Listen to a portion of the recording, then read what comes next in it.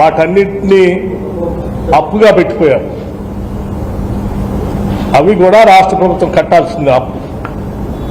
ఆ అప్పు ఒక 40,000 కోట్లు పెట్టిపోయారు. అంటే మనకి ఆజ్ 2014కి ఏం లేవు అసలు.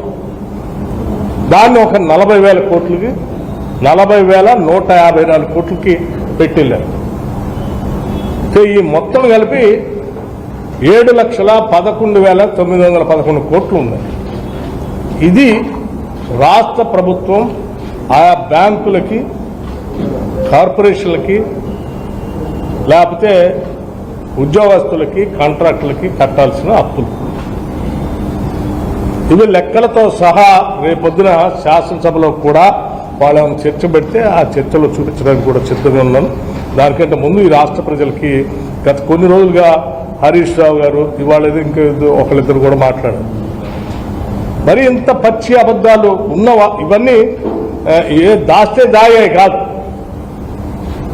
ప్రభుత్వ రికార్డులో ఉండే, బ్యాంకుల దగ్గర ఉండే లెక్కలే ఇవన్నీ.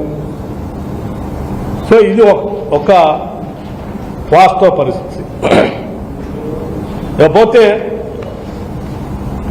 మీరు అప్పులు విపరీతంగా చేస్తూ ఉన్నారు. మీరు కూడా మేము చేసాం, మీరు కూడా చేశారని చెప్తా ఉన్నారు. మేము చేసాం, మీరు చేశారంటున్నారు. మీరు చేసిందేమో మీరు తింటానికి, మేము చేసిందే మీరు తెచ్చిన అప్పులను ఆ అప్పు అసలు వడ్డీ కట్టడానికి అప్పు చేస్తున్నాం. ఉదాహరణకి